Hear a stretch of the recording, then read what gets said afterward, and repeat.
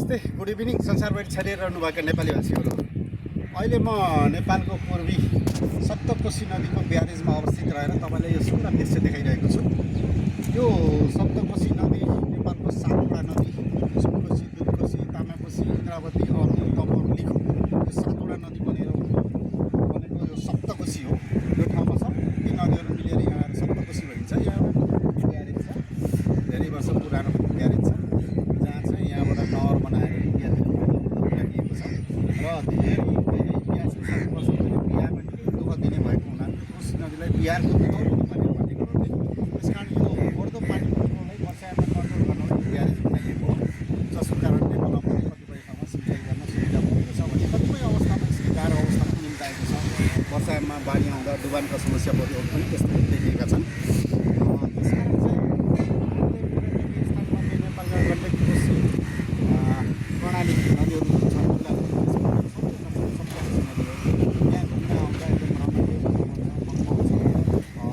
कोशी टप्पु वन्यजन्तु आरक्षण छ माथि होइन, यो पनि सुन्दर ठाउँ छ।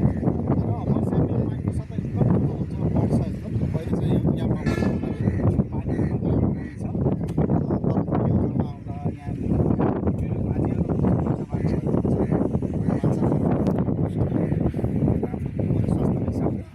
रमाइलो पिकनिक पनि भयो। र कामको सिलसिलामा म अहिले चाहिँ सप्तरी र सुनसरी जिल्लामा केही हप्ताको लागि आएको बेला यो सप्तकोशी नदीको मैले अवलोकन गरेँ। तत्पश्चात हजुरहरूले पनि अवलोकन गराएँ। त्यसमा भविष्यमा पनि म नेपालमा अन्य ठाउँमा जाँदाखेरि जुन ठाउँमा जान्छु त्यो ठाउँमा तपाईँले देखाइरहेको हुन्छु। सबै म अहिले चाहिँ यो नेपालको इरिगेसन सिस्टम, यो सिँचाइ प्रणाली सम्बन्धी अध्ययनको सिलसिलामा यो ठाउँमा आएको थिएँ। त्यस पश्चात पनि म नेपालका अन्य बबई किसिमका सिँचाइ लगायतका सिस्टमहरू जानेछु। अनुकूल समय मिल्यो भने त्यो ठाउँ पनि तपाईँले अवलोकन गर्नुहोला। र त्यो सिँचाइको विषयवस्तुतिर त नजाउँ, अहिले पर्यटकको विषयवस्तुतिर जाउँ।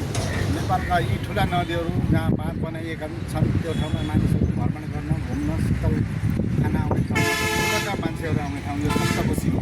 हामी मध्य क्षेत्रका चाहिँ त्रिवेणी, गण्डकी, पश्चिमतिरको चिसापानीतिर जानुहुन्छ, अथवा पश्चिमको चाहिँ महाकाली जानुहुन्छ।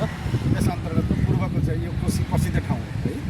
अब यसले धेरै नेपालका पहिले अब अञ्चल जिल्ला छुट्याएको थियो, प्रदेश छुट्याएको छ। यहाँबाट पूर्व कोशी प्रदेश भयो, पश्चिम मधेस प्रदेश भयो होइन, त्यसरी पनि छुट्याएको छ। र एक किसिमले चाहिँ जीर्ण अवस्थामा छ, आशा छ नयाँ बन्ने छ अवस्था, त्यसको उल्लेख गरेकै होला।